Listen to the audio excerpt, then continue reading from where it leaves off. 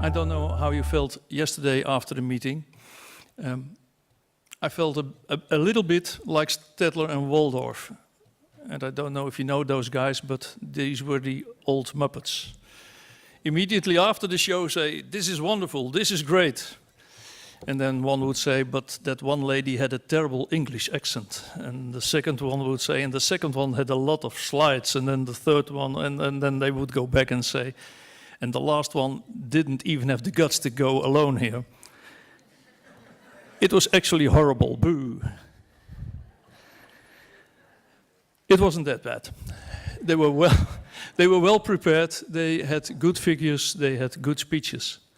But the one remark that stuck out for me was when Fiona said, "We have to nag to politicians in order to get our case across."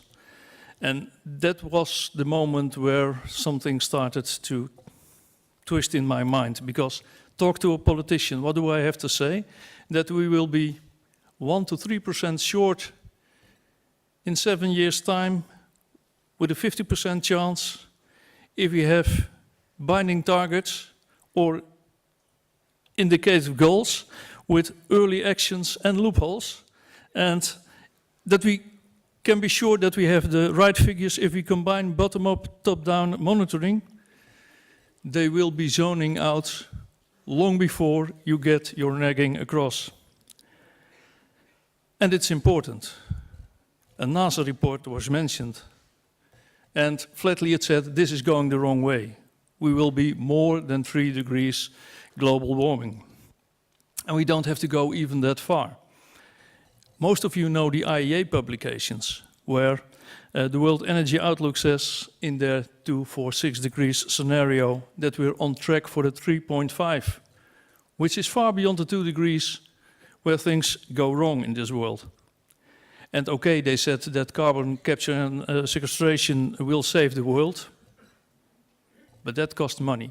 And that was another element that was put forward by the presenters of yesterday, the economy.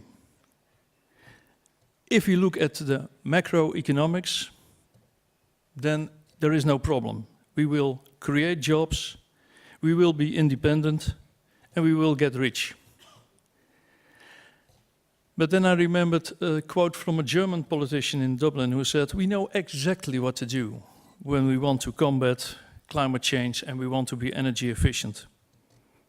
But we don't have any clue how to get re-elected afterwards." And that's because you have to link macro and microeconomy, and that's where you have the problem. The people that pay don't get the profits and vice versa. And sometimes energy use is so marginal that they don't even want to think about it.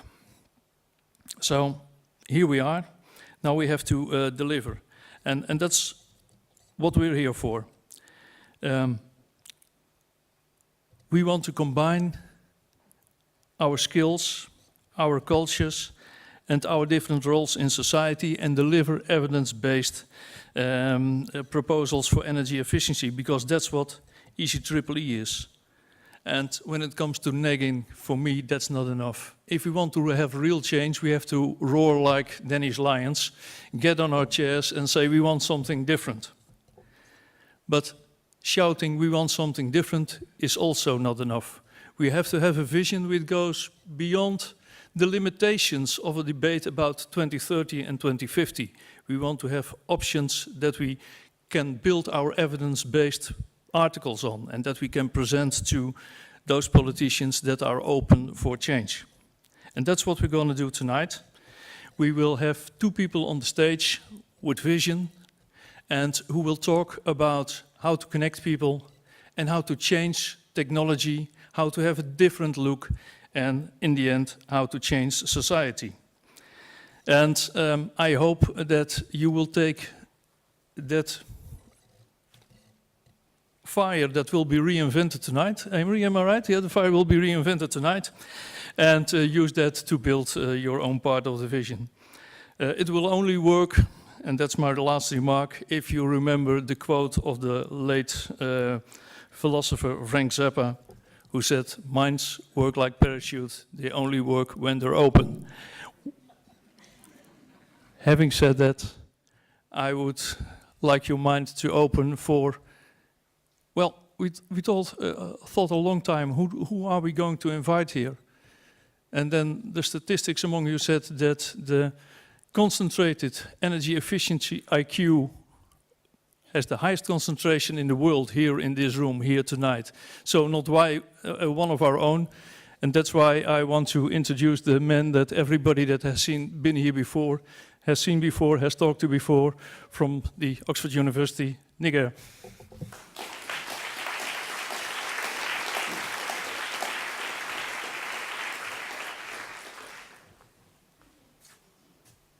Thank you, Rob. That's a daunting introduction. In fact, I got into energy efficiency, I started getting interested in about 31 years ago. I read a book about, I'm being told I'm not loud enough, is that right? Can people hear? Yeah. I read a book called Soft Energy Paths, which made me convinced that there was a different way. So it's very nice to be here today as the warm-up act for Amory. I'm going to be talking about regulation, incentives and people in the context of policy, but there will be an emphasis on the people bit of that and how all those three notions of incentives, regulation and people link together in energy efficiency policy. Let's start with the good news. Soft energy paths taught me that energy demand did not have to keep on going up. Whoops.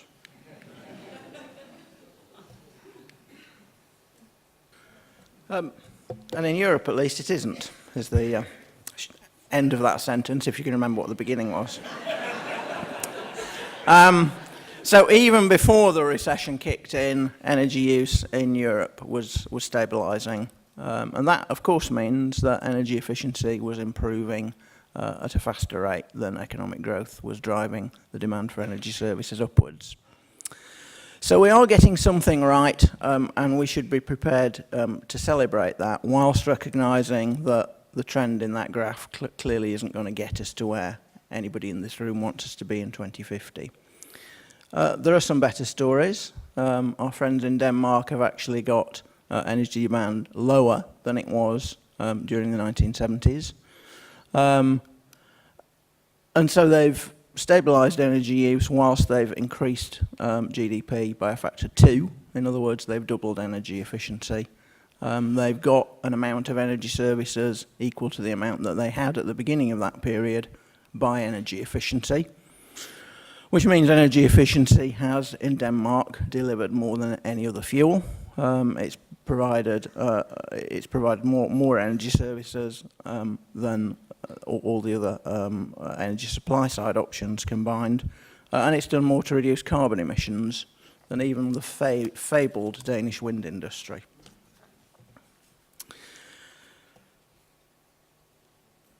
And actually, even in my own country, which, as I will tell you later, is probably not always the best case study for energy efficiency, we've got a good story to tell in recent years. In the household sector, energy demand in the UK has fallen by something like 18% over 7 years. And even better, we know that that's not an accident, that's been done through policy. It's been done through regulation, regulation of products, regulation of energy suppliers to provide incentives to people to save energy. So, as I said, we've got something of a positive story to start with. So we've learnt something over the last 40 years, and I thought I would try to summarise, in my view, some simple messages about what we've learnt about energy efficiency policy in the years since the oil crisis. The great benefit of doing a plenary is that I have to produce no evidence at all to support the assertions that I'm going to make. Most people expect to have some research behind what they're going to say. I'm just going to say it. But I assure you, it is based on some evidence, and if you want to push me in the bar afterwards, I'm happy to provide it. So innovation has increased the energy efficiency potential. There is more potential for energy efficiency now than there was 30 or 40 years ago, and that potential is still increasing. The man who can tell you more than anybody else in the world about that is sitting in the front row listening to me, so I'm not going to say anything more about it. But it is important, and we shouldn't forget it. I'm going to talk about 4 different issues, the policy drivers. We know that energy prices make a difference because when energy prices are high, energy efficiency increases faster than when energy efficiency is low. We know that regulation works. We know that most of the improvements that have been made in vehicles, in lighting, in most of our appliances have been driven by product standards. So we know that very well, and we know there's a huge role for European Union level action there. We know that incentives can be very effective. We've got some good examples of tax measures in the industry. We've got good examples of energy supplier programs and loan schemes in the building sector. So we know that those work too. I think we've also learned that people make a difference, and I've heard at least a couple of talks today outlining how people can be either a positive or negative influence for energy efficiency. So it does seem to me we've also learnt that we need public engagement if we're to take the energy efficiency agenda forward. And as I said, that's going to be one of my main focuses this evening. But not all the messages are simple. I mean, if it were that simple, we'd know what to do, wouldn't we? We just jack up prices, put in more regulation, have some incentives, engage the public, and there's no problem. As Rob indicated, there are some real issues. Energy prices may make a difference, but pricing policies are severely limited by concerns about social justice and about competitiveness in almost every country. In fact, I would say in every country. And that's why their use has been limited. Essentially, that's why we've seen the EU ETS price collapse to something close to 0. Regulation may work well, but it only works well for mass market products, and it only works well where it can be signalled well in advance to give people the opportunity to invest in the supply chain, and where it can be enforced, or indeed where it is enforced. And although incentives can be very effective, they have the unfortunate property of costing money, and that is either government's money or consumers' money. And in Europe at the moment, neither of those is particularly easy policy agenda to pursue. Government money for fairly obvious reasons, but consumer money also because in an era of increasing prices, policymakers tend to think that energy efficiency will increase costs because they mistake costs and prices, but that's the reality of the politics. And although we need to increase public engagement, it's probably fair to say that in most of our countries, the top-down programs that we've had have struggled to achieve that. It would be very nice for us to say that the vast majority of the European population is actively engaged in energy efficiency, but we know it isn't true. So that's one of the issues that we have to address going forward. So we have a major political challenge, but I also think there's some major social challenges too. And that's essentially because the scale of the energy challenge that we're setting ourselves as a society has increased dramatically. When I began working in energy efficiency, we used to talk about the need to improve energy efficiency by 20 or 30%. Now we're talking about the need to decarbonise the whole of European society on a 40-year timescale. And we know that decarbonising our economy means deep refurbishment of the entire existing building stock. It means major changes in our transport infrastructure, our transport technology, our transport behaviour. It means large increases in the amount of distributed generation, whether that's solar, wind or other sources deployed across the continent. It means constraints on the time of day that people will be able to or use electricity, or at least that there will be some severe price implications of using electricity at, quotes, the wrong time of day. And I think when you look at that agenda and think, how do we do that? How in a liberal democracy do we achieve that? It does seem to me that doing it by subterfuge, doing it by some small incentives that people don't really notice, or some little regulations that people might not know are happening, is no longer feasible. So I think we can't achieve it by stealth. This agenda is going to require acceptance by the vast majority of the population. It's going to need public engagement at a much higher level than we've ever had, and it's going to need consistent political support for about 40 years. So that's our challenge. The people in this room, who I think in general will believe that the challenges at the top of that slide are true. It's the social and political challenge of delivering an energy revolution is what we're talking about.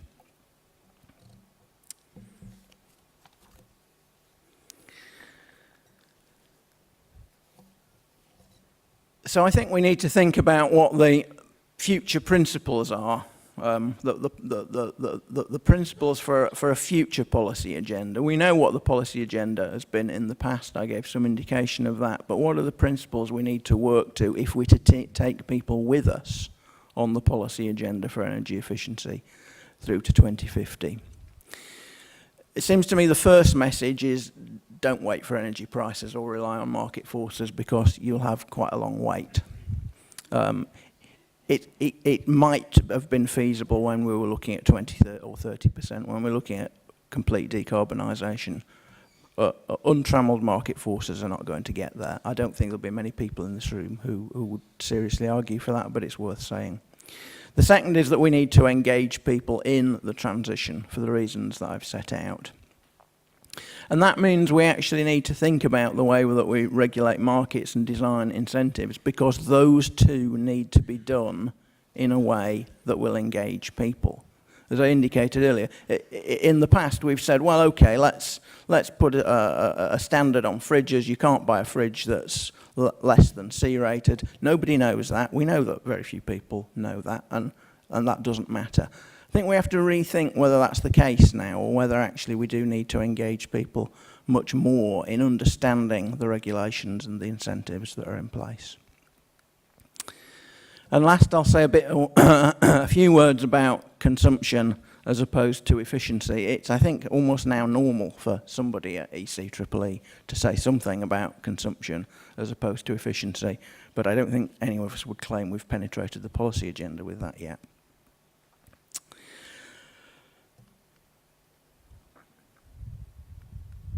So let me start with the first of those, and I'm going to draw on an example from my own country, with apologies to people who were in panel 2 earlier who will have heard some of this.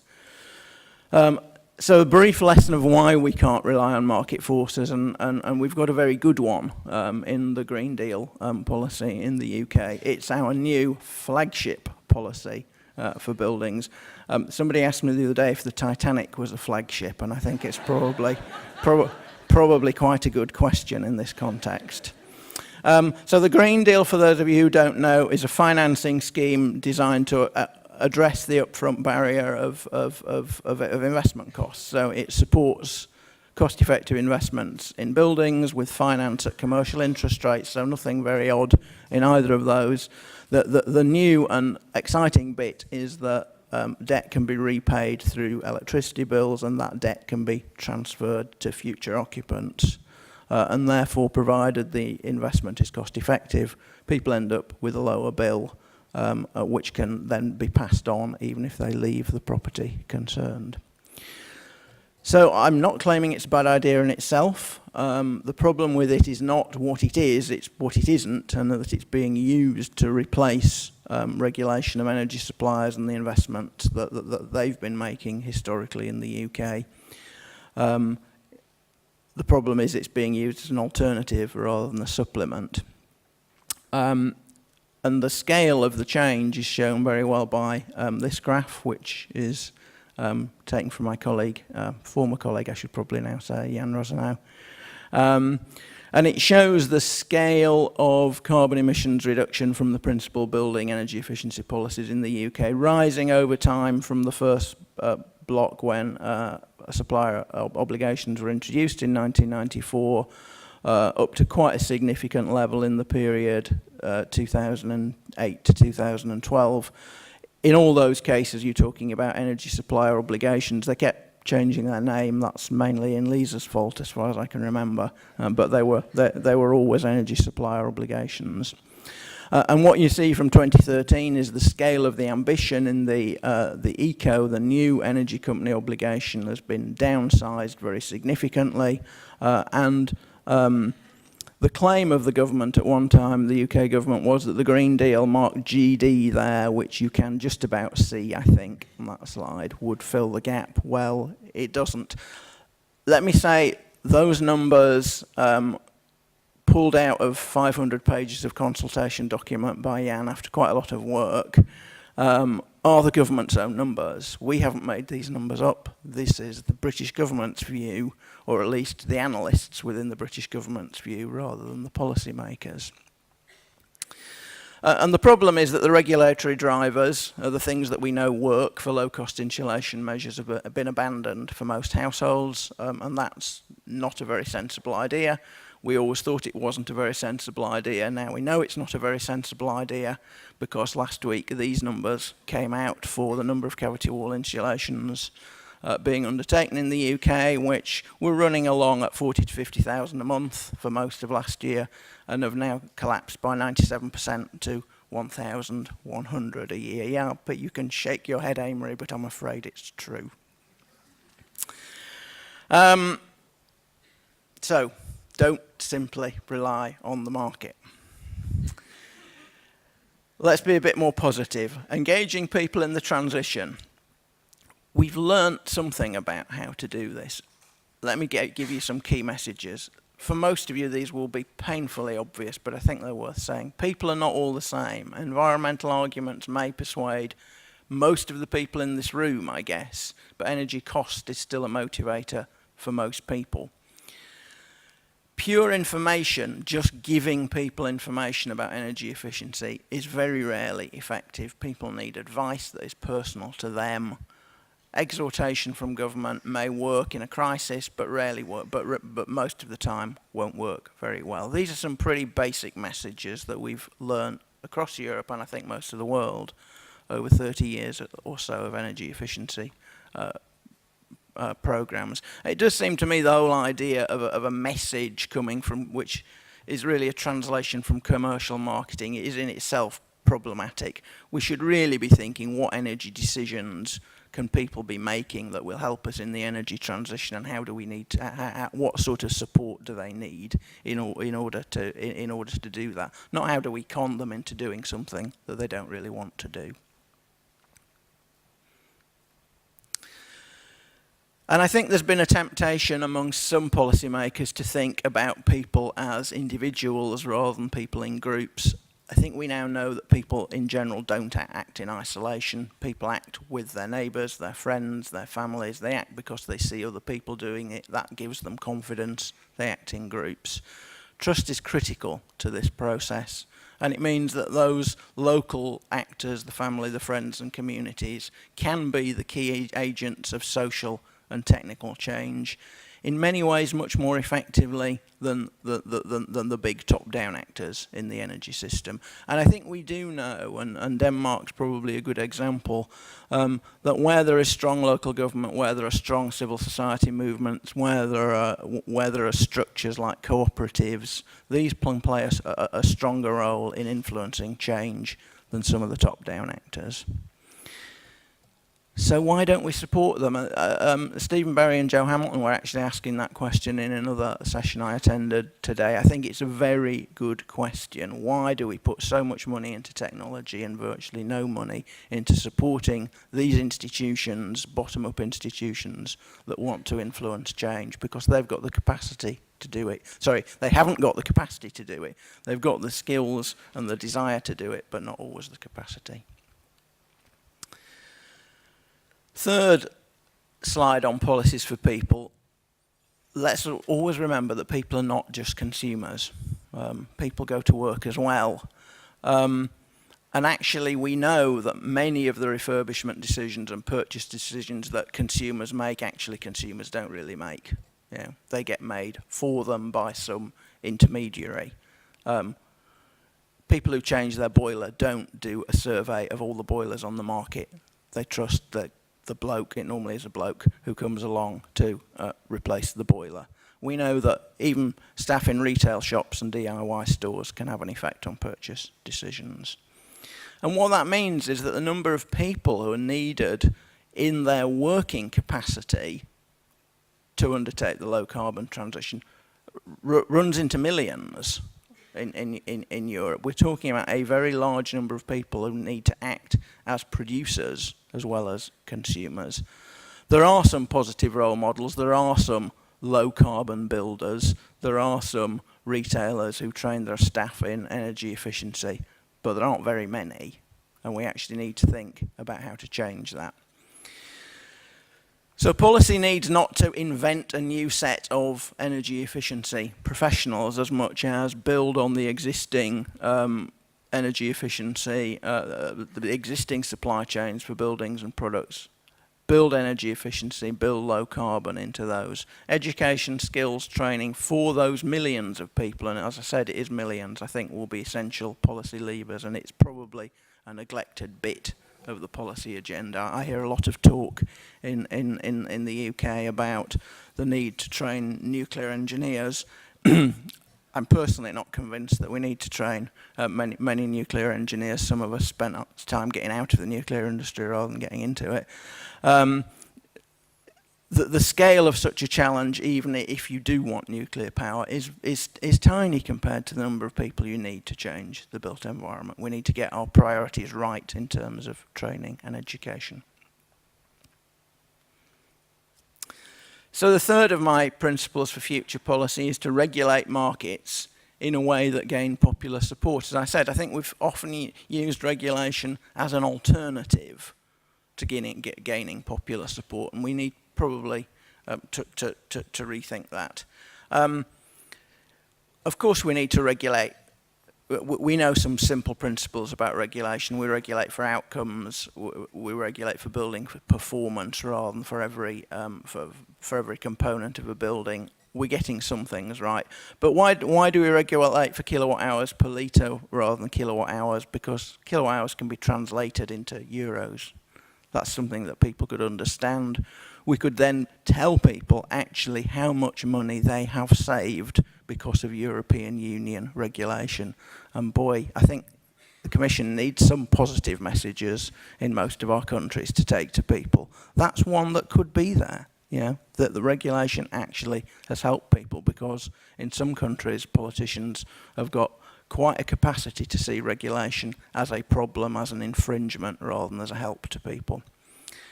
And last, yeah, let's monitor and enforce. I will believe that building regulations in my own country will be effective the day that somebody gets prosecuted and has to knock a building over and put it up again for not complying with the energy efficiency parts of building regulations. It's never happened yet. We need to show that regulations are real. Could we extend regulation? Sorry? Okay. Thanks, Carl. Is that okay? Yeah. Okay. Can we extend regulation? In particular, can we extend it to existing buildings, given that we know that existing buildings are most of the problem that we need to crack? Certainly, we've got the measurement systems in place, at least in principle. I'm not convinced that energy performance certificates are quite fit for purpose in every country yet, but they ought to be. And we know that the certainty of future regulation would be a key driver for investment. Those numbers I showed you about from the UK Green Deal would be, I suspect, very different if people knew that they needed to do that investment pretty soon, otherwise they wouldn't be able to sell the property. The obstacles are political. The political perceptions about public opinion are that the public will be opposed to regulating existing buildings, certainly in my country, and I suspect in others too. So I will try to give you some answers today, but I actually have no answer at all to this question. How can public support for low energy refurbishment be gained and demonstrated? Because I think without that, without real tangible public support for regulation in that area, it will be difficult to move the political process forward. So my fourth suggested principle is that incentives should be people-friendly too. In my country, and I suspect in others, incentives are designed, and some very clever civil servant goes away and does a cost-benefit analysis and works out whether that will optimise the net present value, and that determines what the incentive should be. We know incentives are important. I deliberately put a renewable energy technology picture there. We know incentives are important because of the way that FITs have been used to incentivise solar in particular right across Europe. So some simple messages: get the incentive right, be prepared to pilot, implement, monitor, revise. But actually also use a payment mechanism that people understand and trust. The great thing about feed-in tariffs has been that they are pretty easy to understand and people know what they will get. And also be prepared to provide differential support where this will increase political support. So don't treat incentives as purely an economic issue. They're treat them as part of the agenda of winning, of gaining public engagement. I think we can use feed-in tariffs. I'm talking about energy saving as well as renewables. I think we can use tax incentives. They're probably going to be more effective than incentives coming from energy companies because they're more transparent and the actors are more trusted. I think we can use targeted mechanisms for small businesses. Why should, if we think that small businesses are going to be important players, then let's give them support which is bigger than large businesses. The same for community projects, for cooperatives, for different forms of ownership where we think those forms of ownership might be important in driving forward the agenda of engaging people. Give them bigger incentives if that's what's going to make those means of ownership expand. And certainly give higher levels of support for low-income households, partly because they need it, but also actually to win the political argument that these measures are not only environmentally good but socially beneficial. And my last point of principle for future policy is to think about consumption as well as efficiency. We know this is a difficult agenda, but I think this graph from my IPCC colleague Osvaldo Luzon is always really important to bear in mind. It's a plot of Human Development Index against per capita residential electricity use. All the evidence is we're rich enough in Europe. We can go on using more and more electricity, but we won't feel any happier about it. Right? So the key, whilst increase, and I think that just conflicts with the standard economic model of thinking. Most economic theory thinks you can only get better off by consuming more, and the evidence is that isn't true. So we should reject the theory and use ones that are somewhat better.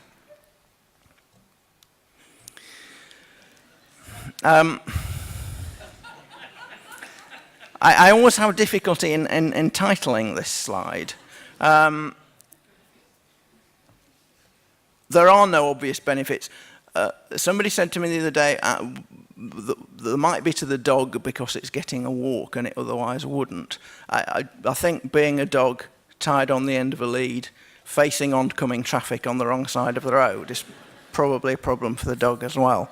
But the point is obvious, that we've developed some pretty bizarre energy practices as well as some useful ones in the last few decades. We're not as bad in Europe. Of course, that picture wasn't taken in Europe. You all know that, don't you? But we shouldn't be so smug as to think there aren't equally stupid things going on in Europe. There are plenty of buildings where people leave the lights on because they now leave the lights on in rooms that are unoccupied, not because they provide any useful energy service in the way that we would have recognised it historically. So culture matters, and that means that this agenda is political. It's a mistake to think that culture and lifestyle drive us in only one direction. This is one output from a piece of work I was involved with in the UK, to think about how a lifestyle change agenda could change demand out to 2050, and the 3 bars indicate residential heating energy use in 2000, dominated by gas. A sort of business as usual scenario out to 2050, where, surprise, surprise, energy use ends up dominated by gas. It's a bit smaller because we get marginal efficiency improvements. But when we postulated that people became interested in energy and interested in climate, the actions that that followed from that meant that we got expansions of district heating in UK cities. Or for those of you from the rest of Northern Europe, that's almost unknown in the UK as a technology. We got a huge expansion of solar, a huge increase in technologies like heat pumps in rural areas, and real differentiation as people thought through what technologies were appropriate for their area. And of course, the biggest effect of all, much reduced energy demand, both for behavioural reasons and because people adopt energy efficiency technologies. So it's an indication that we shouldn't really think about technology first and then worry about about lifestyle and culture. We should think about them together. What would policies for consumption reduction look like? Well, no country, to my knowledge, has ever really tried it, but there are quite a lot of ideas about.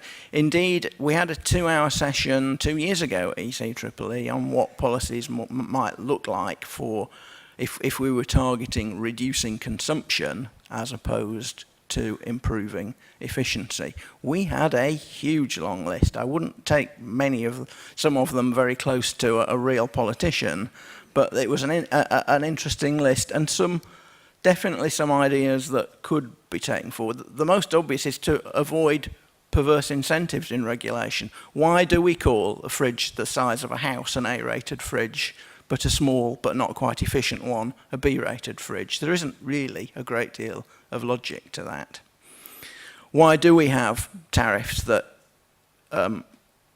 incentivize people to use more electricity rather than less? Well, I know why we do. I can explain it in terms of cost-reflective tariffs in liberalised markets, but we need to think that agenda through and make sure that we're giving people messages that help.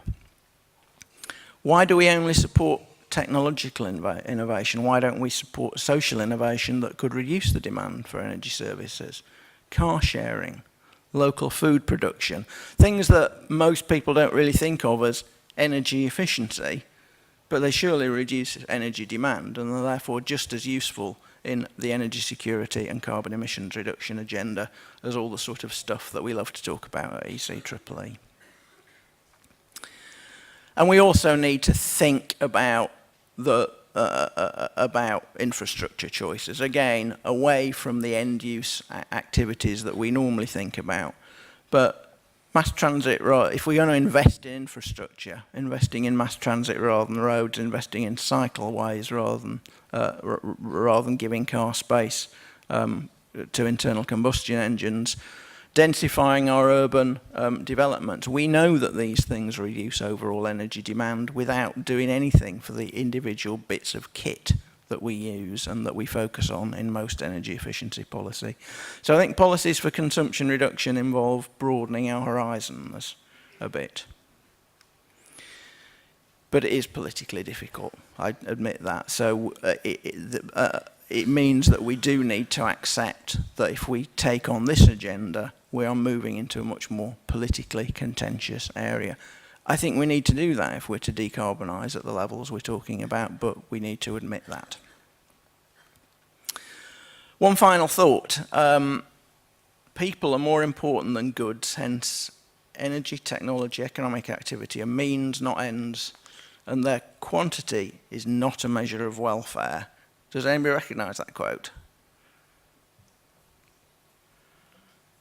No, but maybe even the person who wrote it doesn't recognise it, but that was Amory in 1977. So these are not new ideas, unfortunately, but they are still ideas that are worth having and worth taking forward. Thank you.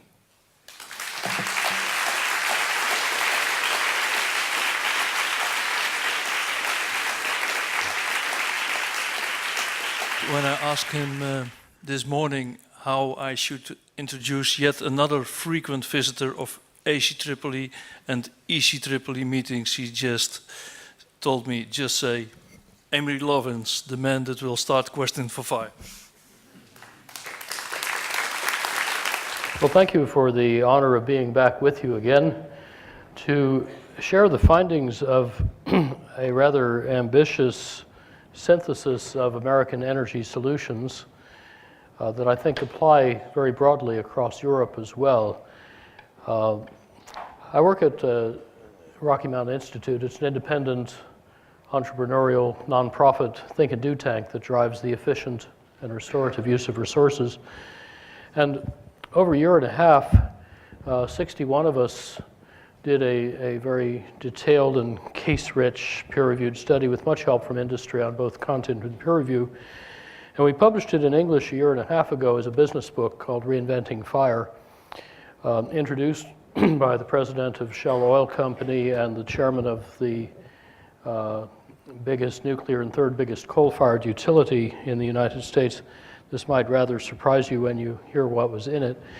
The book is available now in French, Italian, Portuguese, Japanese, soon in Chinese.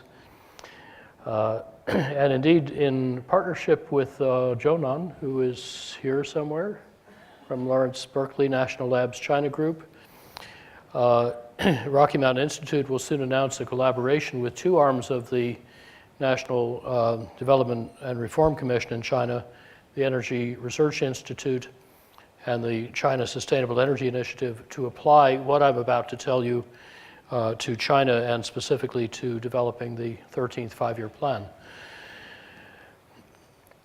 Our analysis began by asking some big questions. What if we could make energy do our work without working our undoing? Could we imagine fuel without fear? Could we reinvent fire? And we chose this big poetic title because millions of years ago, fire made us human, then fossil fuels made us modern, but now we need a new fire that makes us safe, secure, healthy, and durable. And that's now possible. In fact, it works better and costs less than today's energy system. So let's see how. Now, 4/5 of the world's energy still comes from burning each year 19 cubic kilometers of the rotted remains of primeval swamp goo. And those fossil fuels have built our civilization, created our wealth, enriched the lives of billions of people. But the rising costs to our security, economy, health, environment are eroding, if not outweighing their benefits. So we need a new fire. And switching from the old fire to the new fire means changing two big stories, oil and electricity, each of which puts 2/5 of the fossil carbon into the air. These are quite distinct stories. Electricity in the US and most industrial countries comes less than 1% from oil, although a good deal from coal. But their uses are similarly concentrated. 3/4 of US oil fuels transport, 3/4 of US electricity powers buildings. I believe in France it's 69%. The rest of both runs factories. So, of course, very efficient transport buildings and factories can save a lot of oil and coal and gas to displace both. But today's US energy system, like many, is not just inefficient, it's also disconnected, aging, dirty, insecure, so it needs refurbishment. But by 2050, it could become efficient, connected, and distributed with elegantly frugal vehicles, buildings, and factories, all relying on a secure, modern, and resilient electricity system.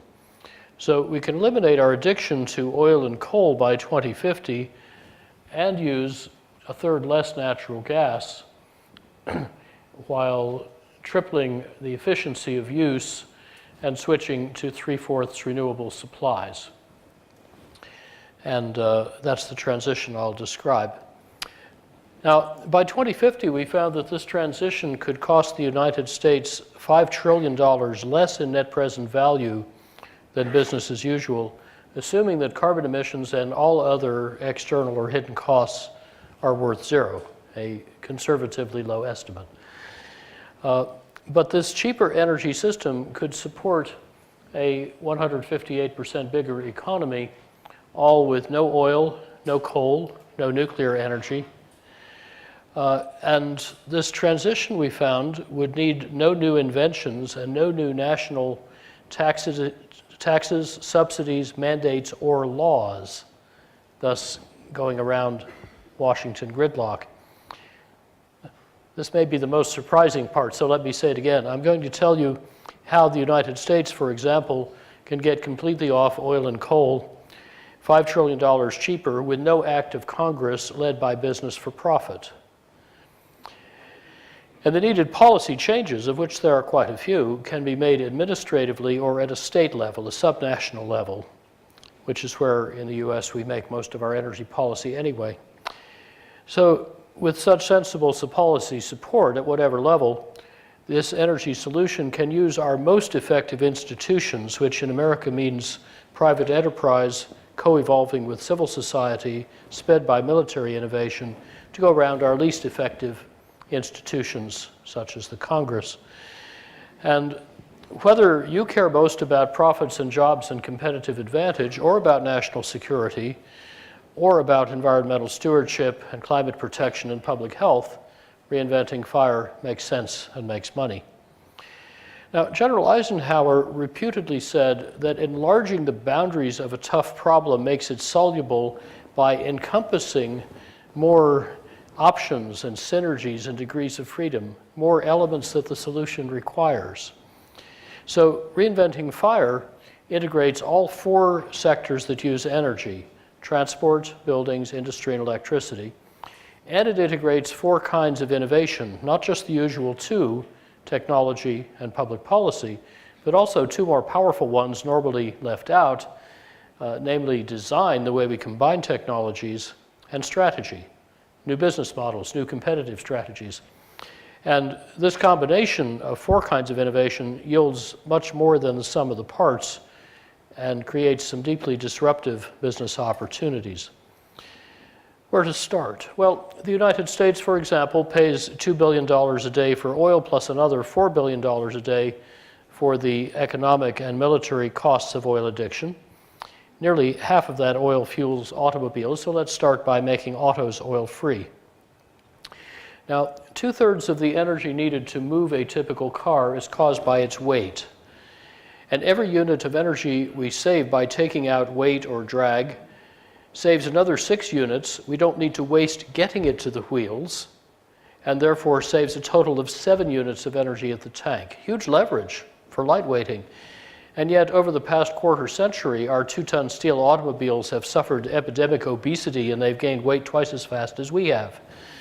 Happily, though, we now have ultralight, ultra-strong materials like carbon fiber composites that can make dramatic weight-saving snowball and can make cars simpler and even cheaper to build. Now, lighter and more slippery autos with better tires need less force to move them, so their engine gets smaller. In fact, it gets small enough that you can afford to electrify the propulsion because you need 2 or 3 times fewer of those costly batteries or fuel cells. And as those components get smaller, lighter, and cheaper, the purchase price of the car converges to about today's level. And of course, the driving cost per kilometer is much lower from the beginning. These innovations can thus transform automakers from wringing tiny savings out of essentially Victorian steel stamping and engine technologies to the steeply falling costs of 3 mutually reinforcing technologies: ultralight materials, their structural manufacturing, and electric propulsion. Well, if as an automaker you are exploiting 3 steep and closely coupled learning curves, whilst your competitor is out on the flat part of just one learning curve, you win. The sales of such vehicles can grow and their prices can drop even faster with a temporary fee bait, rebates for efficient new autos paid for by fees on inefficient ones, a bonus-malus system. In the first 2 years, the biggest of 5 such efforts in Europe, although not designed to be revenue neutral, the French program, tripled the speed of improving auto efficiency. And the resulting shift to electric autos will be as game-changing as shifting from small improvements in typewriters to the dramatic Moore's law-driven gains in computers. Of course, information technology is now America's biggest industry. Typewriter makers have disappeared. So vehicle fitness opens a powerful new automotive competitive strategy that some automakers are already adopting. It can double the oil savings in 40 years, and it can make affordable the electrification that can save the rest of the oil. The US Department of Energy and some automakers are starting to reverse their old strategy of trying to make batteries cheaper so that electric vehicles will sell well. The new strategy, as I'm suggesting, is to redesign the auto to make the batteries and fuel cells fewer. Then you can sell a lot of the vehicles, then the components get cheaper, so you get to the same result with less time, cost, and risk. America or China or Japan could lead this next automotive revolution. The formidable barriers to doing it are now much more cultural than they're technical or economic. Some of the new leadership, especially in Detroit, is starting to tackle those barriers. We're helping, but the current leader is Germany. This year, Volkswagen starts producing at low volume this 0.9 liter per 100 kilometer carbon fiber 2-seat plug-in hybrid. This year, Volkswagen starts producing this carbon fiber electric car plus a sportier version. And they've confirmed that the carbon fiber is paid for by needing fewer batteries. And their chief executive is giving speeches saying, "We do not intend to be a typewriter maker," because he can look across München to where Olympia used to make excellent typewriters. Audi recently showed a carbon fiber plug-in hybrid concept sport utility vehicle doing better than 0.9 liters per 100 kilometers.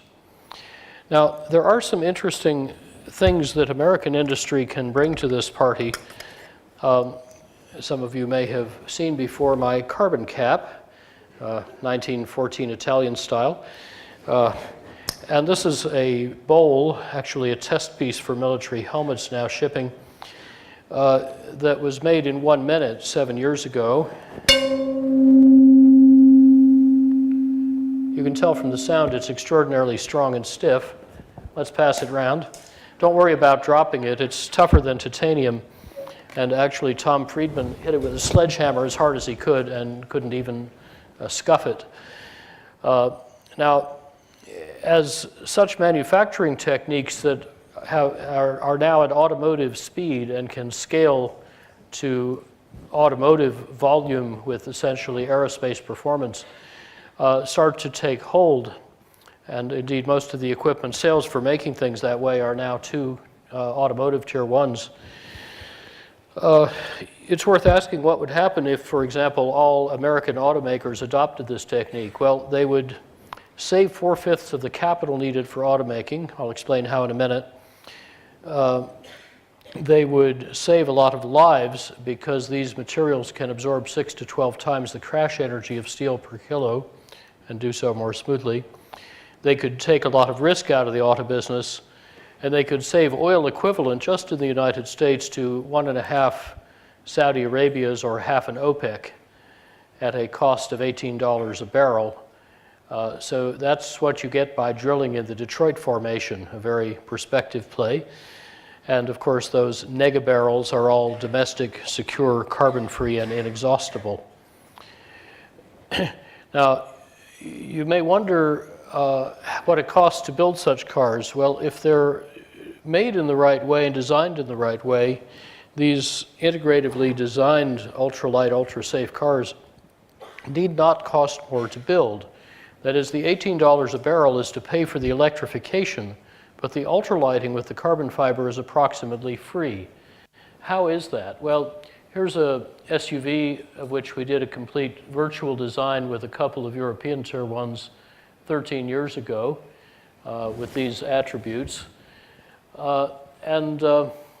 If you look inside, you find that the body has only 14 parts, each of which can be lifted with one hand and no hoist. In fact, the biggest part on the side I can briefly lift with one finger.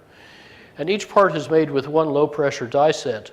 But in a typical steel SUV body, you'd have 10 or 20 times this many parts, each with an average of 4 progressive high-pressure steel stamping die sets. So you just saved about 98 or 99% of the tooling cost. Because the parts then snap precisely together for bonding, you don't need the robotic body shop anymore. And you can lay color in the mold and not need the paint shop either. So there go the two hardest and costliest steps in making the car. And altogether, the automaker, as I mentioned, needs about 80% less capital. And also, the propulsion system gets 2/3 smaller. So those savings together pay for the carbon fiber, making the ultralighting approximately free. We've now validated that with very granular production cost data from Glenn Mercer, who used to run McKinsey's automotive practice. And the carbon fiber itself is also about to get much cheaper, but we didn't assume that. If you want to know how light carbon fiber cars can get, here's a concept one that Toyota showed 6 years ago that has the interior volume of a classic Prius hybrid, a 4-seater, half the fuel use and 1/3 the weight. It's a plug-in hybrid weighing 420 kilograms, or if it were an ordinary hybrid like the classic Prius, 400 kilos, which is what I wrote in 1991, a good 4-seat carbon fiber car should weigh, to much hilarity from the industry. So it was a thrill to see them make it. And just in case anyone thought they had made it for amusement, the day before it was shown, it was arranged that Torre, the world's biggest maker of carbon fiber, announced a $0.3 billion factory to mass-produce carbon fiber car parts for Toyota, not a phrase previously much heard in the industry. 4 other automakers later joined that consortium, so BMW and Volkswagen will have worthy competitors, and not only in Japan. Now, the same physics and the same business logic apply with some differences of detail to heavy vehicles as well. Walmart is shipping a case of product now with 44% less fuel than their giant lorry fleet used in 2005. And actually, that's from both logistical and design improvements, but just the technology improvements in the lorries themselves can triple their efficiency. As a small example, 2/3 of the over-the-road load to move such a vehicle is caused by air resistance, but here's a Canadian bus with half the normal air resistance, looking pretty normal, but with a lot of nice subtle details. And when you combine the tripled efficiency heavy lorries with the tripled to quintupled efficiency airplanes now being designed at Boeing and NASA and MIT, you end up saving about $0.9 trillion net present value in the US alone. Now, in both heavy and light vehicles, today's military revolution in energy efficiency is speeding up these kinds of advances in civilian oil use, and that's over 50 times the oil use of the military itself, huge leverage. And this will be, therefore, much the same story as when military R&D gave us the internet, the global positioning system, the jet engine industry, and the microchip industry. Only it will be applied to getting countries like mine and yours off oil so nobody needs to fight over oil, and then warfighters can have nega missions in the Persian Gulf. Mission unnecessary. They really like that idea. There are also 4 proven methods well applied in Europe, like sensible spatial planning and car and ride sharing, that can give Americans the same or better access with 46 to 84% less driving. That saves another $0.4 trillion. So add it all up, and 40 years hence, a far more mobile US society can be using no oil and saving or displacing each barrel for an average of about $25 instead of buying it for over $100 saves $4 trillion net present value. If I had counted, which I didn't, the hidden economic and military costs alone of that oil dependence, that would be a $12 trillion saving, and those hidden costs have certain analogies in Europe as well. Now, to get mobility without oil, to phase out the oil, we first need to get efficient. There are savings baked into the government forecast, but we found a lot more from vehicle fitness. We saved some more by using vehicles a bit more productively. And then the 1 or 2 liter per 100 kilometer autos can run on any mixture of hydrogen, electricity, and advanced biofuels. The heavy lorries and airplanes can realistically use any mixture of hydrogen and advanced biofuels, or the lorries could use natural gas, but no vehicles will need oil. And the amount of biofuel required, only about 3 million barrels a day, can be made 2/3 from waste and without using any cropland and without harming soil or climate. So our little team at RMI speeds up these kinds of oil savings by what we call institutional acupuncture, where the business logic is congested and not flowing properly. We insert little needles in the right points in partners like Walmart and Ford and the Pentagon to get this chi flowing. And this long transition is already well underway. In fact, even 4 years ago, mainstream analysts were starting to see peak oil in demand before supply. And the Financial Times, for example, in April just published another forecast that world oil use could peak in this decade and then go down. So much has happened to whale oil in the 1850s. Oil is becoming uncompetitive even at low prices before it becomes unavailable even at high prices. But the electrified autos need not add new burdens to the electricity system. Rather, when electrified autos exchange electricity and information through smart buildings with smart grids, they're adding to the grid distributed storage and flexibility resources that help the grid to accept varying solar and wind power. So electrified autos make the auto and electricity problems easier to solve together than separately. And they also converge the oil story with our second big story, saving electricity and then making it differently. And those twin revolutions in electricity promise more numerous, diverse, and profound disruptions than in any other sector, because we've got 21st century technology and speed colliding head-on with 20th and even 19th century institutions, rules, and cultures. Now, changing how we make electricity gets easier if we need less of it. Today, most of it is wasted, and much as Nick said, the efficiency techniques keep improving faster than they're applied. So the potential savings not yet bought keep getting bigger and cheaper. But as buildings and industry catch up and start to get efficient faster than they grow, America's electricity use, instead of growing 1% a year as officially forecast, could actually shrink 1% a year after allowing for the extra use for the efficient electric autos. And in fact, this isn't yet weather adjusted, but it won't make much difference. Something quite remarkable happened last year. US electric intensity fell last year by 3.7%. We've never seen anything like that before. And part of it is that just last year and the year before, new building standards entered force in about half the states that by themselves are enough to wipe out electric demand growth. And we can keep demand dropping by reasonably accelerating existing trends. For example, buildings, which I'll remind you use 3/4 of US electricity, can, we found, triple or quadruple their energy productivity by 2050 with a 33% internal rate of return. That's a $1.4 trillion net present value saving, and the saving is worth 4 times its cost. Notice I'm not counting here any of the huge non-energy benefits that our colleague Scott Moldavan has documented in detail on the web. If you go to greenbuildingfc.com, you'll find a free 650-page tome that says if your building has this or that green or efficient attribute, here's how many basis points it will add to your cap rate, and here's the evidence.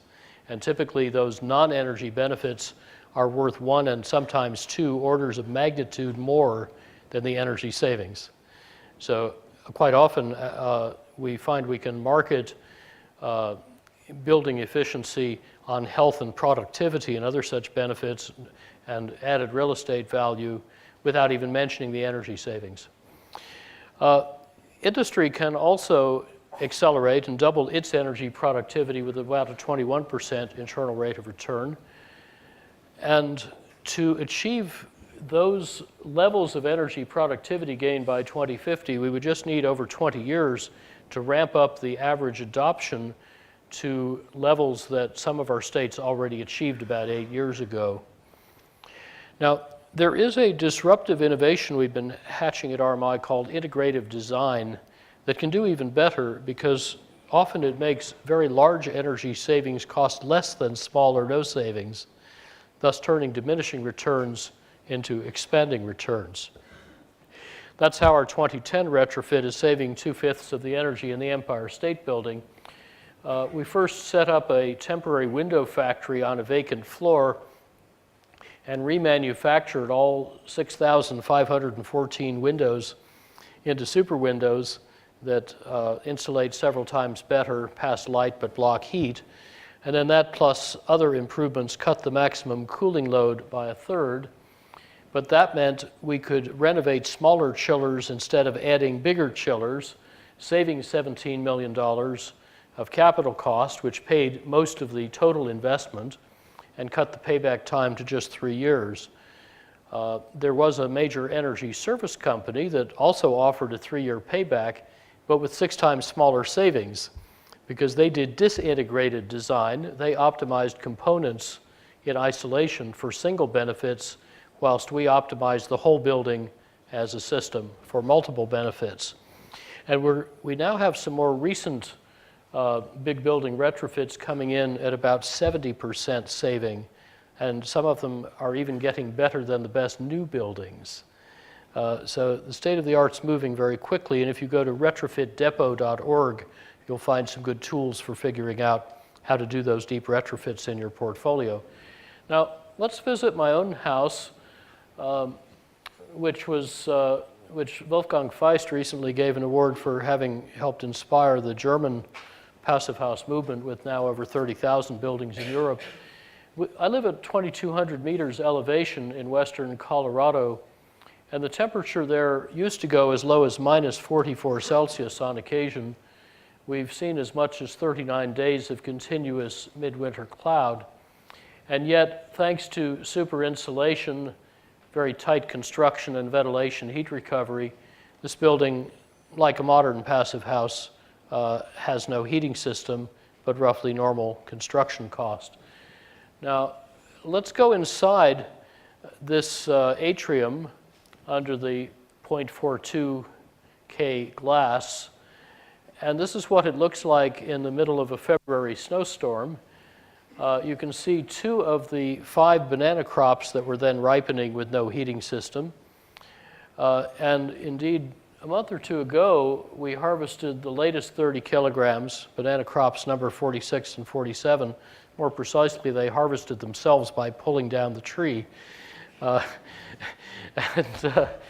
I first moved into this building in 1984, it used about 1% the normal space and water heating, about 1/10 the normal electricity for the household, and half the normal water, all with a 10-month payback. But today's technologies, of course, are much better than those 25-year-old ones, so we recently retrofitted them and are measuring how much better they are. The trouble is the measuring equipment seems to use more electricity than the lights and appliances.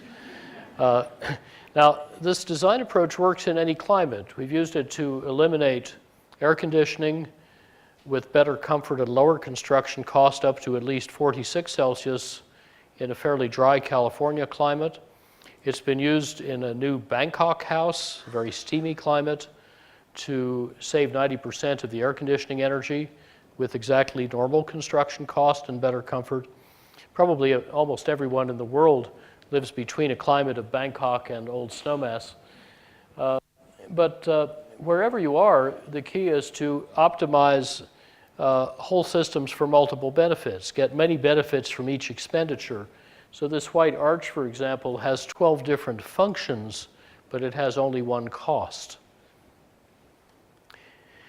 Integrative design can also increase the $500 billion of conventional energy savings in industry. Dow Chemical, for example, has invested $1 billion in efficiency, and they've got back $9 billion so far. But there's lots more to do. For example, 3/5 of the world's electricity is used in motors, and half of that runs pumps and fans. Well, we can make the pumps and fans a lot better. There are 35 things we can do to retrofit the motor system that together can generally save about half the energy with a 1-year payback. But first we ought to make some bigger and cheaper savings that are not, as far as I know, in any official study or forecast or in any engineering textbook. For example, the largest use of motor power is pumps, moving liquid through pipes. But in some work by a Dutch colleague, Jan Schillem, a standard industrial pumping loop was redesigned to use at least 86% less pumping energy, not by getting better pumps or motors, which would often be worthwhile, but just by replacing long, thin, crooked pipes with fat, short, straight pipes. So in our own house, we did the same thing in small piping runs, and we saved about 97% of the pumping energy. And the capital cost, of course, goes down because the pumps and motors get so much smaller. Now, this is not rocket science. This is not even about technology. This is about rearranging our metal furniture as designers. So we design for big pipes and small pumps, not small pipes and big pumps, and we lay out the pipes first, then the equipment, not the other way around. Well, what does this mean for the electricity that's 3/5 used in motors? Well, from the fuel you put into the power plant, there are so many compounding losses that only 1/10 of that fuel energy comes out the pipe as flow. But then we can turn those compounding losses around backwards from right to left into compounding savings. And every unit of flow or friction that we save in the pipe compounds back again to save 10 units of fuel and cost and pollution and global weirding back at the power plant. And as you go back upstream, the components get smaller and cheaper. So our team has lately found such snowballing energy savings in many diverse industrial redesigns, over $30 million worth, ranging from this Hewlett-Packard data center in the north of England to this Texas Instruments chip fab, to Rio Tinto and Anglo-American mines and Shell hydrocarbon facilities and many others. Typically, our retrofit designs in supposedly efficient big industrial plants save about 30 to 60% of the energy with 2 or 3 year paybacks. And in new facilities, we save a bit more, but generally the capital cost goes down. Now, needing less electricity because the buildings and factories get more efficient makes it easier and faster to switch to new ways of making it, especially renewables. China, of course, is the world leader in their explosive growth and their plummeting cost. Shown here on a logarithmic scale for photovoltaic modules, which are now off the bottom of the chart, and for wind farms. And these are both marketplace winners in good sites, even though they're generally subsidized less than non-renewables. If new US wind power got no subsidies, its average bus bar cost in favorable sites last year would be about 4 or 5 euro cents a kilowatt hour, and solar power 10 cents. Or the solar power would be about 5 euro cents at the German installed system price, which is only half the American one, because Germany scaled the installation to 8 gigawatts a year and therefore wrung out lots of cost all through the value chain. So even at the doubled US cost, in about 20 of the United States today, installers will happily come put solar power on your roof with no money down, no down payment, and beat your utility bill. And if you combine that with some other equally unregulated products, you could have a virtual utility that bypasses your current power provider in much the same way that mobile phones bypass the wireline phone companies. That sort of thing gives very bad dreams to utility executives and very sweet dreams to venture capitalists. And of course, the incumbents could turn the insurgency into a business opportunity as well. Now here's the big picture. Worldwide, starting in 2008, half the world's new generating capacity has been renewable. A good piece of that is big hydro, but if you take out the big hydro, you find that the modern renewables have net additions shown here that by 2011, with all the modern renewables, we're adding up to 84 gigawatts that year. They got $250 billion of private investment, more than for fossil fueled and nuclear power plants combined. They surpassed nuclear power's total in capacity. They invested their trillionth dollar since 2004.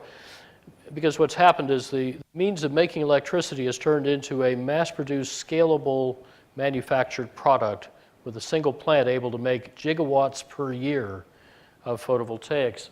By the end of 2011, the world could make nearly 60 gigawatts a year, twice what was being installed, because of the scaling. And for about the money and the time it would take you to build a big thermal power plant, you could build each year one of those multi-gigawatt per year plants, and then every year it would turn out photovoltaics with the same annual output as the power plant that you didn't build. So the scaling gets incredibly quick.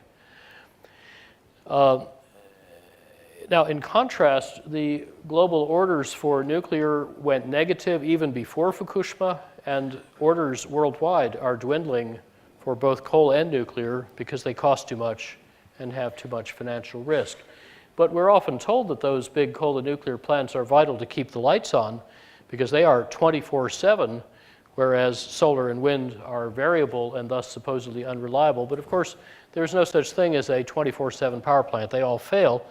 And when they do, you can lose a gigawatt in milliseconds, often for weeks or months, often without warning. That's why the grid's designed to manage that intermittence of large thermal plants by backing up failed plants with working plants. And in exactly the same way, the grid can manage the forecastable variations of a diversified portfolio of variable renewables, diversified by both type and location, so they don't all see the same weather at the same time, they don't all react in the same way. They're forecast, they're combined with the other renewables which are dispatchable, they are combined with distributed storage, with demand response, with efficiency. And that means that, for example, the National Renewable Energy Lab in the US a year ago showed how to run an 80 or 90% renewable US power system with reasonable economics and full reliability.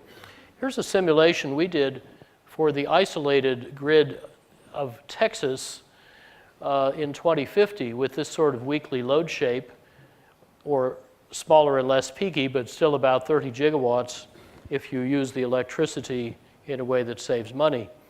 Well, let's run this all on renewables. First, we'll get 86% of the annual electricity from a mixture of wind and photovoltaics. You can see how variable they are.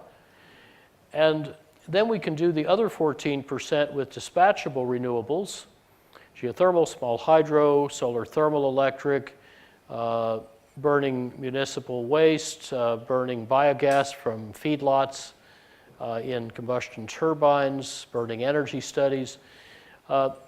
And then we can take the surplus when we have too much and put it into two kinds of distributed storage, namely ice storage, air conditioning, and smart charging and discharging of electric vehicles. Then we can get that back when we need it and fill in the last bits with unobtrusively flexible demand.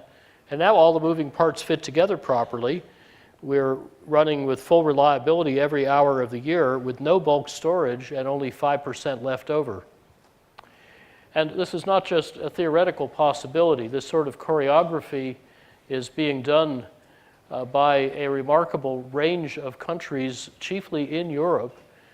I was particularly impressed that in the rainy and windy first quarter of this year, Portugal was already 70% renewable electricity. That was 17% in 2005. And the sort of emerging European long-term vision of all renewable electricity that such examples support is already achieved or planned worldwide in one or more sectors by 8 countries, 41 cities, 48 regions, 8 utilities, 21 other institutions. And by the way, lest you think that variable means unreliable, for all of France in a stormy month in the winter, the red is the amount of wind power actually produced, and the blue is the forecast of that quantity one day before. And of course, as you get within a few hours for exact scheduling, the error drops to about 0. I'll bet we wish we could forecast demand this well. There's another vital evolution here illustrated for Denmark. That's the shift from centralized, in this case coal plants, to highly decentralized wind and ag waste cogen plants. By the way, 86% of the wind being owned by citizens, communities, and cooperatives. Just as half of Germany's renewable capacity is owned by citizens and communities. And Denmark's conservative government, of course, is aiming for all renewable energy by 2050 at essentially no extra cost. And they're reorganizing the grid in a cellular fashion to make cascading blackouts impossible.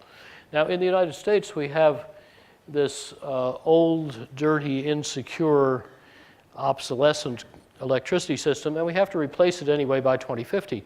So we could replace it with more of what we have, or with new nuclear and clean coal, or with centralized renewables, or with more distributed renewables. Surprise, they all cost the same. They're all $6 trillion net present value, within a few percent. But they differ profoundly in their risks around national security, technology, finance, fuel, water, climate, and health. For example, we have this over-centralized grid, very vulnerable to economy-shattering, cascading blackouts, which may not be recoverable, caused by bad weather in space or on Earth, by earthquake, other natural disaster, cyber attack, physical attack. But that cascading blackout risk disappears, and all the other risks are best managed with distributed renewables, reorganizing the grid into microgrids that normally interchange power freely, but can stand alone at need. So they disconnect fractally, they reconnect seamlessly. That is now the Pentagon strategy for its own power supply. It's the way my own house works. If this were done nationwide at no extra cost, we would get huge benefits in security as well as in entrepreneurial opportunity, customer choice, and innovation. So let me summarize the electricity story. Together, efficient use and diverse distributed renewable supply are starting to transform the whole sector. Traditionally, utilities would build a lot of big stations, maybe a little efficiency of renewables, and we would reward them, as you still do in Europe, for selling you more electricity. We do that in 35 states, but in the other 15 states, we've changed the rules to reward them for cutting your bill. And what tends to happen then is they invest other way up. Efficiency, renewables, cogen, smart grid, distributed storage, waste, to knit all the pieces together. So I think this illustrates that our energy future is not fate but choice, and that choice is extremely flexible. In 1975, government and industry in the US, and I think here, were saying that the energy used to make $1 of GDP could never go down. So it was considered heretical when I said it could go down several-fold. It's actually gone down so far by more than half.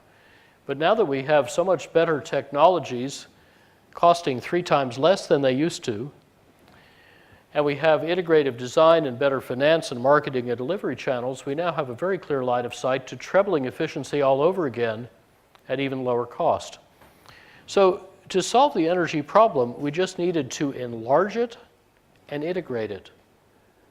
The results may at first seem incredible. They surprised even us a bit, but as Marshall McLuhan said, only puny secrets, small, weak secrets need protection.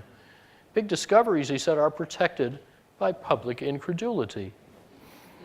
Now, combine the electricity and oil revolutions, and you have the big story, Reinventing Fire, where business enabled and sped by smart policies in mindful markets can lead the US, for example, completely off oil and coal by 2050, saving $5 trillion, growing the economy 2.6-fold, strengthening security, and cutting fossil carbon emissions by 82 to 86%.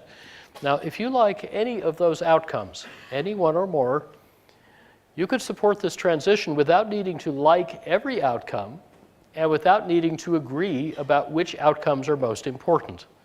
So focusing on outcomes, not motives, can turn gridlock and conflict into a unifying solution and also give the most effective solutions to the big global problems that put at risk every country's security and prosperity. So our little team helps smart companies get unstuck and speed this journey via a range of sectoral initiatives and projects. Of course, there's also a lot of old thinking still out there as well, less than there used to be, but as former oilman Maurice Strong said, not all the fossils are in the fuel. However, as Edgar Woolard said when he chaired DuPont, companies hampered by old thinking won't be a problem, because in the long run they won't be around. What I've described here is not just a once-in-a-civilization business opportunity. It's one of the greatest changes in the whole history of our species, because we humans are inventing a new fire, not dug from below, but flowing from above. I've even heard theologians talk about energy from hell and energy from heaven. And this new fire is not scarce but bountiful, not local but everywhere, not transient but permanent, not costly but free. And but for the transitional tail of natural gas and a bit of biofuel grown in ways that sustain and endure, this new fire is flameless. And efficiently used, it really could make energy do our work without working our undoing. Now, each of you, in whatever country you're from, owns a piece of that enormous prize, and our book details how each of you can capture that opportunity. So with the conversation begun at reinventingfire.com and with a few other tools like a TED Talk and a Foreign Affairs article, let me invite you to engage even more with us, with each other, with everybody around you, to help make the world richer, fairer, cooler, and safer by together reinventing fire. And thank you very much for who you are and what you do, and for your kind attention. So, gentlemen, I thank you both very much. And now we're going to do, for the next 20 minutes, a slight experiment. When you start, I'll take the green. After 30 seconds, I'll take the yellow one. And both gentlemen agree that when I touch red, they start answering what you have done so far. So please be correct. Who is the first that I can give the floor? Lars Nilsson from Lund University. I have a very short and specific question for Nick. You talked about the white van man, the installers that come to your home, etc. Are you aware of any programs or policies that have actually targeted successfully that part? Yeah. In the UK, that was certainly done as part of the programme to move from non-condensing boilers to condensing boilers. From memory, it's something like 80,000 gas engineers were retrained in something like 2 years. Now, that's not a hugely difficult change, but it can be done with the effort. The reason it happened was the industry knew it had to happen. That they were told that the standard would change in 2005. They were told that in 2003, and so a joint industry, government, energy saving trust program did that training. But you need to think about it, changing to a heat pump technology or district heating technology, much more significant changes, so much more significant training agenda. Anibal de Almeida, University of Coimbra, Portugal. A question for Amory Lovins. Storage is a key ingredient. Thermal storage has done good progress. What about electric storage? Why so little progress? Electrical storage is not as necessary as many people suppose. If you do the other 6 or 7 things first that were in my Texas example. So it is still an option, but you don't typically get that far down the list. If you did, you'd probably do compressed air storage if you don't happen to have pumped hydro storage. In our transform scenario in Reinventing Fire, which is 80% renewable electricity, mostly variable, and half distributed, we found that the putative need for bulk storage was only 5% of the renewable capacity. Similarly, NREL 5559E, the annual wind progress report, shows that most of the utility studies of 40–50+% wind penetration in the United States would need only about 5% balancing reserves. Notice this is much less than the classical 15% reserve margin to cope with the intermittence of big thermal stations. So the growing suspicion of many of us is that the storage and backup required for largely or wholly renewable scenarios, well designed, will probably be less than the utilities have already paid for to cope with the intermittence of their big thermal stations. And we need to look at grid integration needs and costs symmetrically across classes of resources. It's not only an attribute of variable renewables, but generally a well-diversified renewable portfolio has much more graceful behavior and failure modes than a smaller collection of big lumpy thermal stations. Thank you for reminding us of the enormous potential and cost effectiveness that there is for energy efficiency. So the question is, why is that not the mainstream? And what should we do to make it the mainstream? Will the policy strategies that Nick suggested be sufficient, or what should we do? Well, most of Reinventing Fire is devoted to what are the obstacles and how to turn each one into a business opportunity. It is, of course, less glamorous, less visible than energy supply. You can't have as easily a ribbon-cutting ceremony. In some countries, it's important that there's less opportunity for bribery. There are also many well-known obstacles. We classified 60 or 80 of them 2 decades ago, but each one can be turned from a stumbling block into a stepping stone, and this requires meticulous attention to detail. It requires relentless patience. This transformation requires great tenacity, and that's why we're all here. But I don't think there's anything inherent about efficiency that makes it more difficult than supply. It's just, it is still difficult, it's just easier than not doing it. Hi, Jan Rosenau from Ricardo AEA in Oxford University. Question to Amory as well. You talked a lot about technologies, and I was wondering what role should policy play, if any? Oh, quite a lot. The most important policy innovations we proposed are for automobiles, size and revenue neutral fee baits. We published a report with industry on how to do that. And that arbitrages the spread in discount rate between the private buyer and society so that it will cover the extra cost of the electrified vehicles for the first roughly decade, after which you don't need it anymore. And then for the electric sector, rewarding utilities for, that is, distributors, providers, not necessarily wholesale generators, for cutting your bill, not for selling you more electricity. Now, there are many other kinds of barrier busting needed as well. but they don't all require public policy. For example, it's important to reward architects and engineers for what they save, not for what they spend, but you don't need a law to do this. This could be a government-led initiative just by administrative policy, and it could be a private sector act between consenting adults not requiring any regulation because it provides competitive advantage to the buyer of the design services and to the supplier.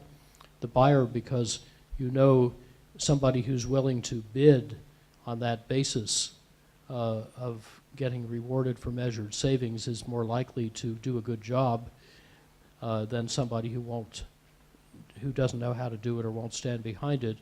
And the bidder is more likely to like that approach because it distinguishes them in a crowded market for design services. So there are probably, again, 60-odd policy changes we do suggest in the book. And at the end of each of the chapters, you'll find a table that says who needs to do what at 3 levels of adventurousness from no-brainer to cutting edge. So you can place yourself wherever you're comfortable. Mark Jennings, Imperial College London. At the risk of sounding like a heretic, this sounded had a very religious tone. I was wondering what, say, exergy efficiency of the global economy in 2050 would you be happy to give up your career? You mean second law efficiency? Well, let's see. What is it now? Do you have a world number? Because they're not easy to get.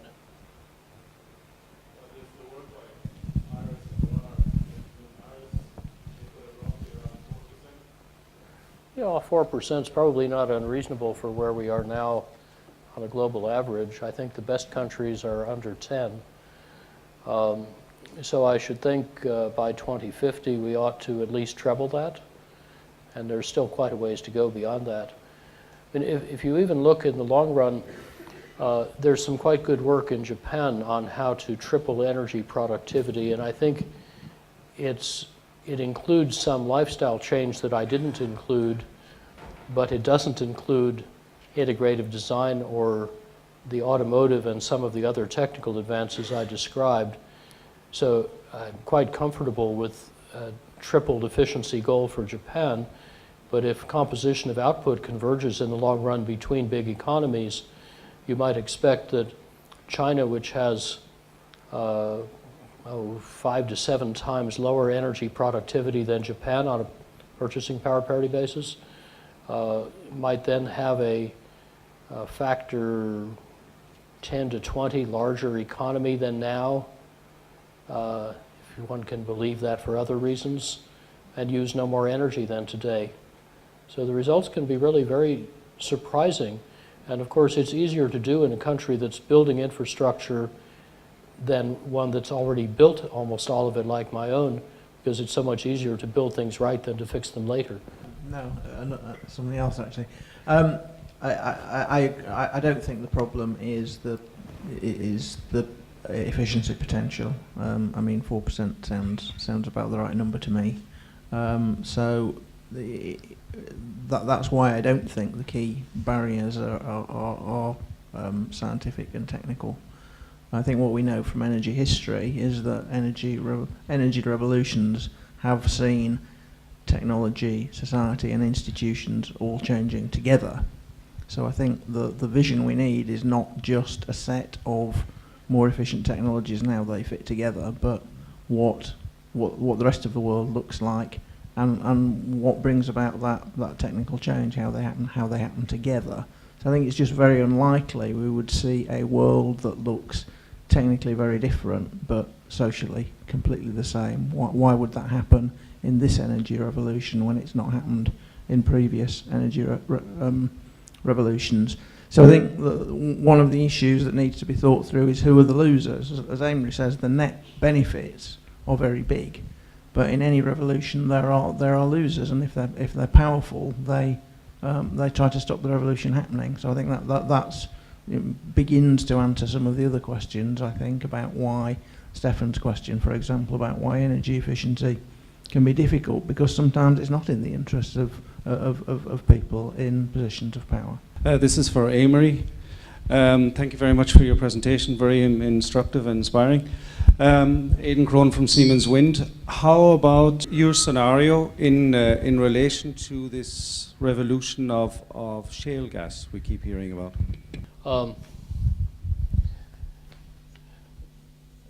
Yeah. This is I just want to take a moment to show you a graph here because this is a fairly widely misunderstood issue. We're told that the United States is permanently recommitting to fossil fuels thanks to a flood of cheap natural gas from fracking. Well, this graph shows the official forecasts in blue versus the reality in green so far of wellhead gas price. And you see it's not a very good track record. Just in the past 15 years, investors have lost enormous amounts of money 3 times by betting on those forecasts. In one case, they lost over $100 billion. And we're told that this time it will be different. But I think basic financial economics says not, because fracked gas is not cheap. It is only misdescribed.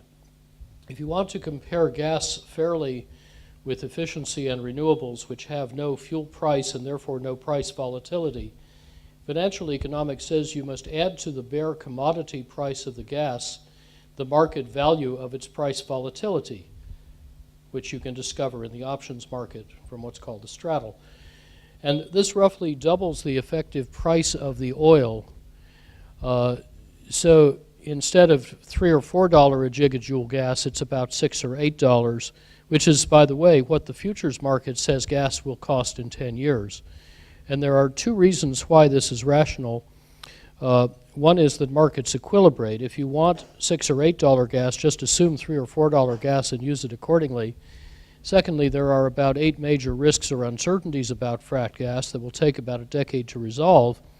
If they were all satisfactorily resolved, we would have a lower, flatter supply curve for gas than we used to think. That is useful optionality, but if not, we won't be unduly disappointed because we weren't going to need that much gas anyway. And there's also good evidence that if you have abundant, stably priced wellhead gas, the downstream price volatility goes up because you're driving petrochemical pivots to gas, more exports of LNG, and bottlenecking of downstream infrastructure like pipelines.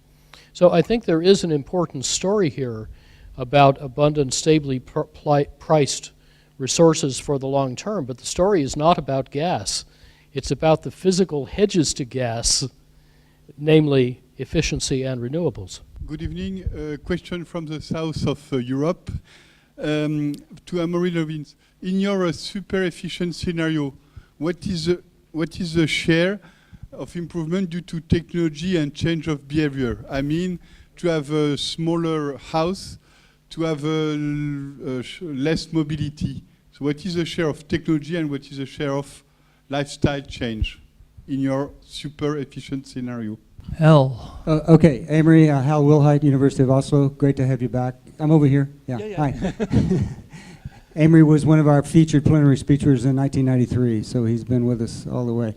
Amory, what is your take on public transportation? You seem to be putting a lot of energy into cars and making cars more efficient, and but couldn't that in a way be inhibiting a transformation to a more public transportation system with train infrastructure, fast trains, and so on? The urban problems we have with congestion and time wasted sitting in cars, traveling back and forth to work, and so on. Shouldn't we be thinking about that too? C. Rotman from IA DSM Task 24 on behavior change. This is for Nick, because you have given us a slightly more pessimistic and, dare I say, maybe a little bit more reflective of the real current situation kind of presentation. So with the people in this room who are all working on this, what would you say to us, seeing we know that people are kind of the important issue that we're really talking about here, is what can we do to change the behavior of the behavior changes that are meant to work with the people to change all of this? Yeah, well, we really didn't assume changes in lifestyle. There is a small term here in driving reduction, personal transport, from what's called alternative commuting Some of that is car sharing and ride sharing models analogous to Zipcar and the German Stadtauto. But this is really quite a small effect. A bigger effect in the US, where we don't have good spatial planning, is smart growth real estate models that leave people already where they want to be so they don't need to go somewhere else all the time. And then this is using IT to make traffic free flowing, and this is charging for driving infrastructure by the kilometer instead of by the liter. But then when you look at the overall use of oil in transport, you can see that the this aqua wedge in the middle is from more productive use of vehicles, including also heavy lorries. Sorry. Yeah. So you're looking at the previous waterfall chart was showing the components of about this much. So the public transport effect is down in the few percent range. And yes, of course, high-speed rail and better urban public transport are a very good idea, and those also have many important technical innovations and are prone to the same kinds of efficiency and fuel substitution as the private transport. So we did not assume a massive shift to those simply because US infrastructure is so badly suited to it, but we assumed some marginal shifts that are already in the forecast.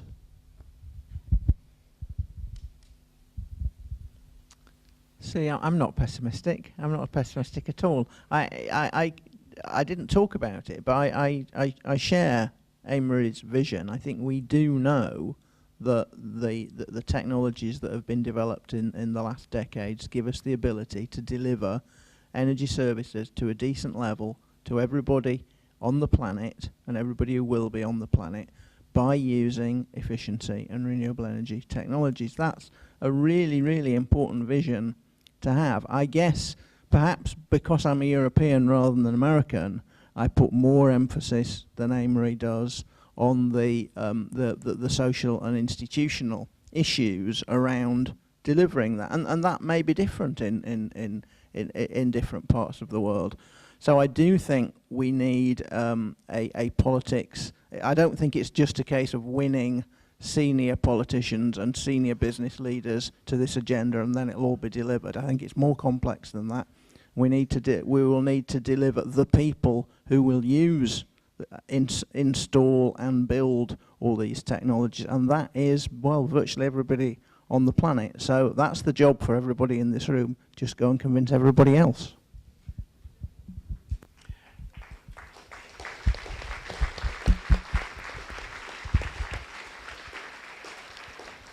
So yes, we're really getting to the end of our meeting. In the beginning, Nick said, now listen, I'm a plenary speaker, so I don't have to give any proof. I just can say what I liked. And if you look carefully at the slides, from that moment on, he started to give proof on proof on proof on proof on what he was saying.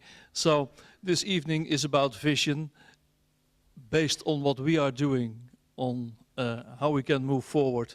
And Amory, he is always 20 years ahead, but luckily he is already more than 20 years active. So slowly there is proof on the things that he has done. And just one quote, you said you don't have to agree on everything, but then there's still so much that we can work on that I want to thank both the presenters very much for giving us a vision and give them a big hand. Thank you very much.